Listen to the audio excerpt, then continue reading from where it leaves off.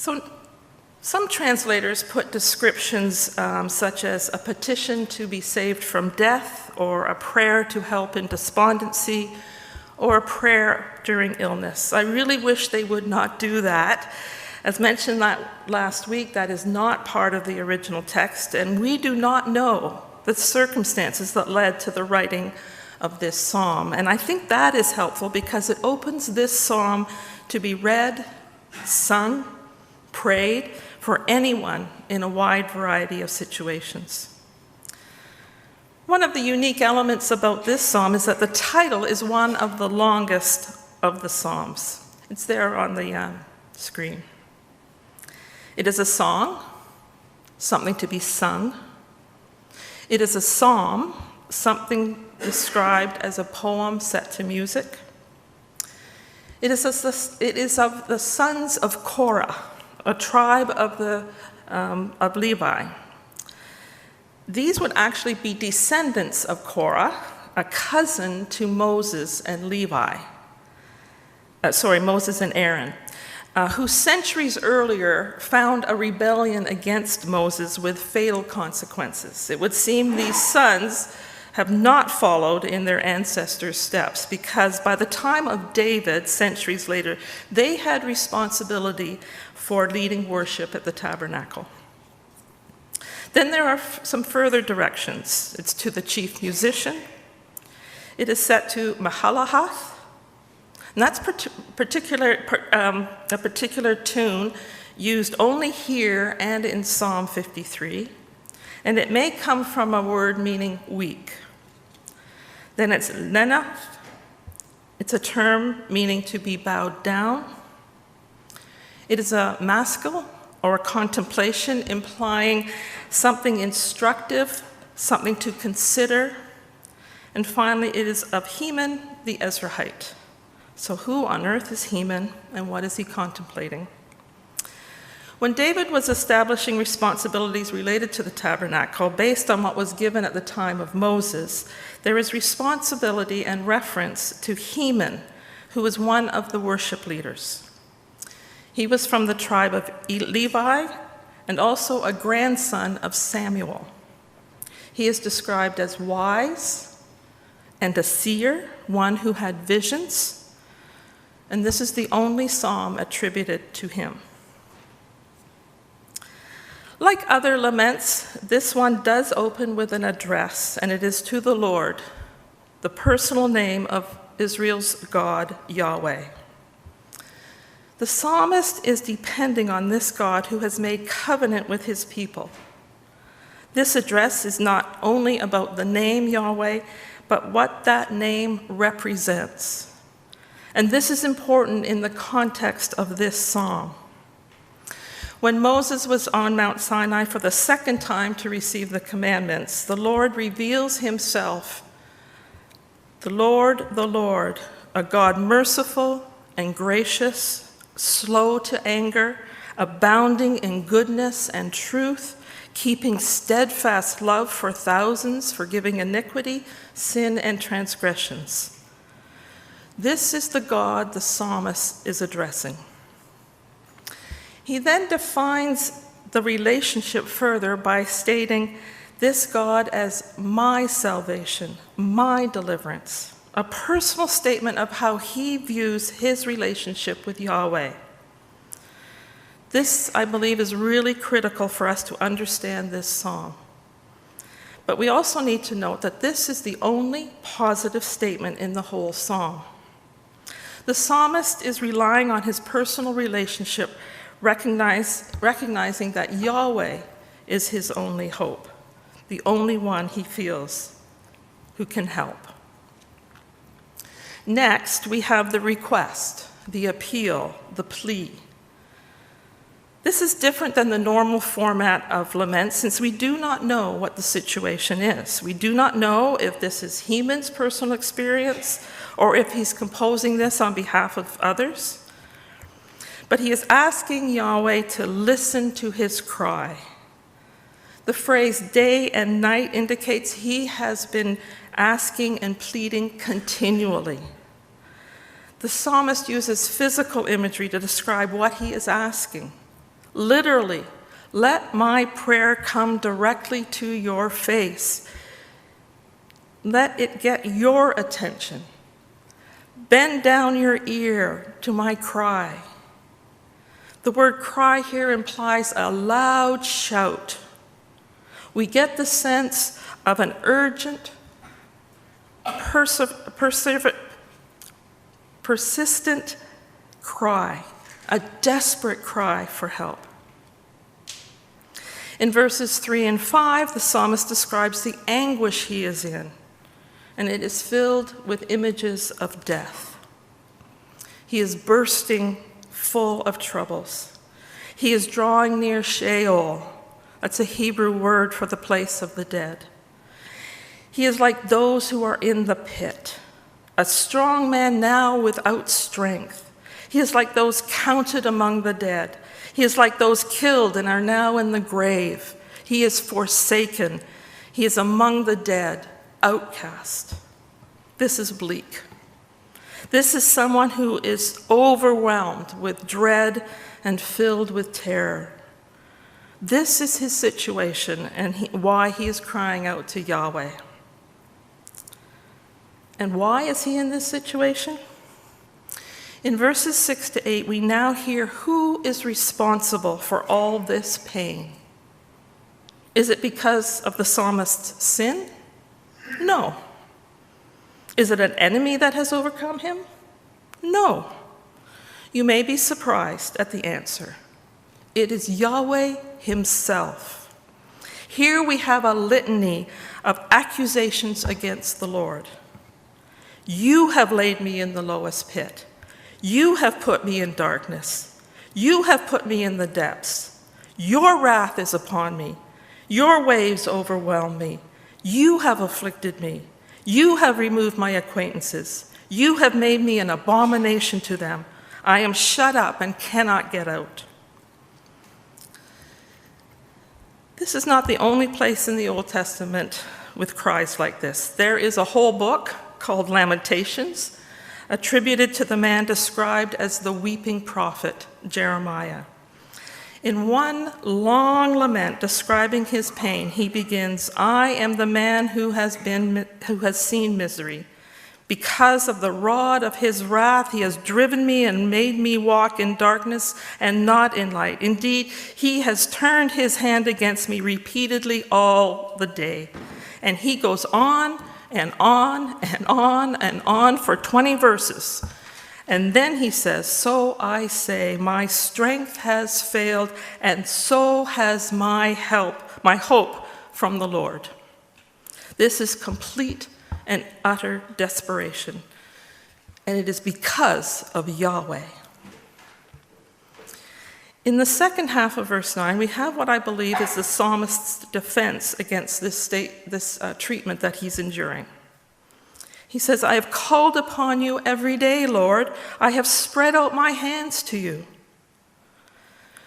Some see this as a repeat back to verse 1, the original plea for help.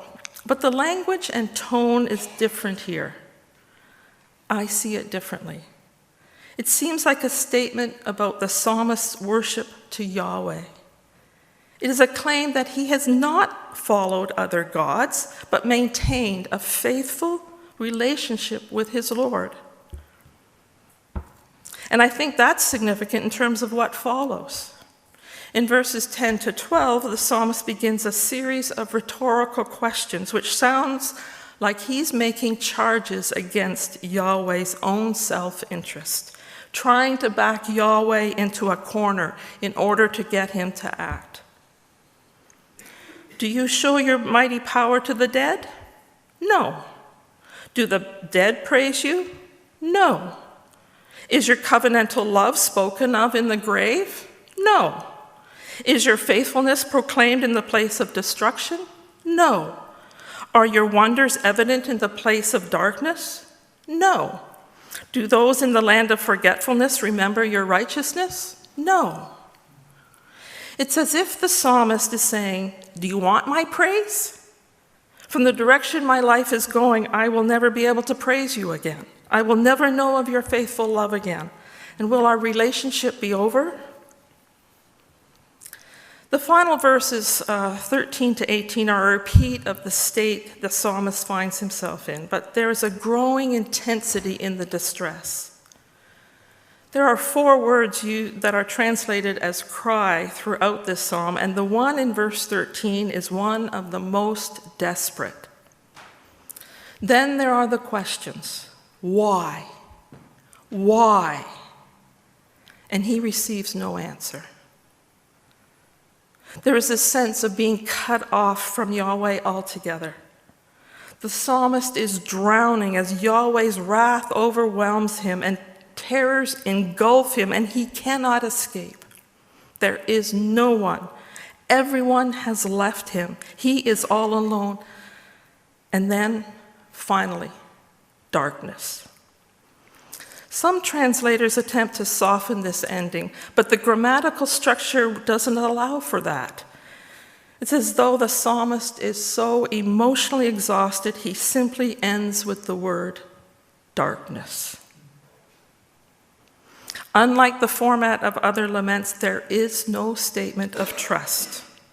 There is no resolution, only darkness. I call this the Lament of All Laments. So I have 2 questions I'd like to address. First, if we believe that the Apostle Paul says all Scripture is profitable for us, why would God allow such a dark, gloomy psalm to be included in this hymn book? This is not the only person who speaks of such desperation. We have the story of Elijah, faithful prophet, who after an amazing, glorious defeat of the prophets of Baal is found in the desert, sitting under a broom tree, depressed. It's recorded, and he asked for himself to die and said, "Enough now, Lord, take my life, for I am no better than my fathers." Or Jeremiah, I've already read some of what he wrote. He had been in prison and placed in stocks for prophesying in the Lord's name.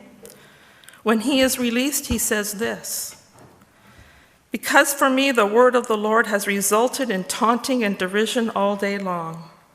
Cursed be the day when I was born. May the day when my mother gave birth to me not be blessed. Why did I ever come out of the womb to look at trouble and sorrow, so that my days have been spent in shame?"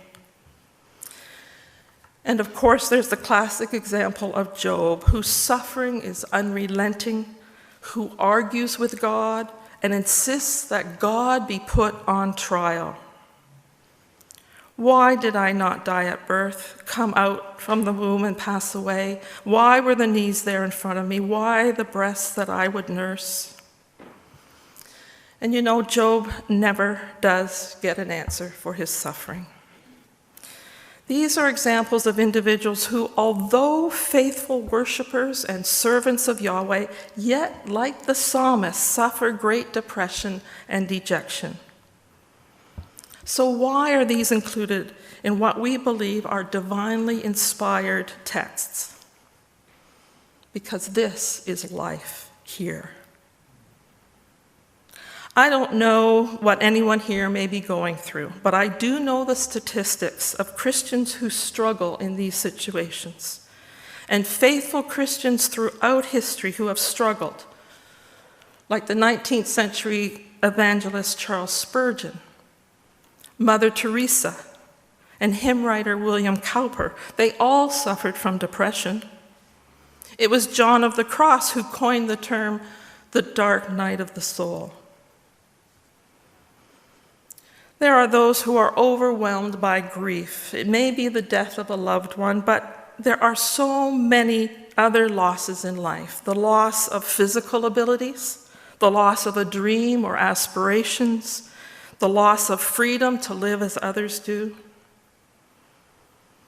There are those struggling with unremitting physical pain, caregivers who are emotionally and physically exhausted when there is no end in sight. And we hear of the growing number of individuals struggling daily with clinical depression or mental illness. And let me be clear, these situations are not because of personal sin, nor is anyone at fault. But we want resolution. We don't want to deal with these agonizing, dark experiences. We want them swept away and ignore these painful times. And yet that won't do. The natural reaction is to turn to God. How can you let this happen? Why do you let this happen? Why don't you do something about it? And when there is no answer, no resolution, we are left like this psalm, alone and in darkness. This is real. This is an authentic cry of the heart. Have you ever been in a place like this? Have you ever let it all out to God? What I've learned is God can take it. He is not threatened nor intimidated by our desperate cries of pain and anguish, even when we are confronting him. And it also speaks to the character of Yahweh, a God of mercy, compassion, and loving kindness, who, by allowing these texts to be included in Scripture, gives permission for those who are his people to cry out in such desperate anguish. The second question is, why would I, on a summer Sunday morning, want to focus our attention on such a dark psalm of lament? First, because it is real, and the real experience of people. But also, and most importantly, because of what this psalm does say, which is in verse 2. In spite of what's going on in the psalmist's life, he maintains his relationship with Yahweh. He repeatedly cries out to the Lord. He rails against him, he accuses him of putting him in this situation, but he doesn't give up the relationship. As dark and bleak as it is, he clings to the Lord, crying out day and night, because he acknowledges that it is only Yahweh who can help. The second reason we are looking at this psalm today is because of the word in the first verse. Do you know what the word translated deliverer, my salvation is? It is Yeshua, the name of the incarnate Son of God, Jesus. As I mentioned at the beginning, it isn't difficult for me to think that this psalm is one he prayed in the Garden of Gethsemane when he was in deep agony. In fact, it is a psalm that some Christian traditions repeat on the Thursday of Holy Week. But this agony was not a 1 or 2 day event in his life. Jesus lived his whole life knowing what was coming. He would have seen across the countryside bodies, crucified bodies hanging on wooden crosses, reminders to him of what he was going to face. And yet Yeshua, the deliverer, was placed into darkness, the darkest darkness any human being has ever experienced. But the great mystery is that according to Psalm 139, even if I lie in Sheol, you, Lord, are with me. And he is there with his children in the darkest hour of any that they may face, because nothing in all of creation can separate us from the love of Jesus Christ.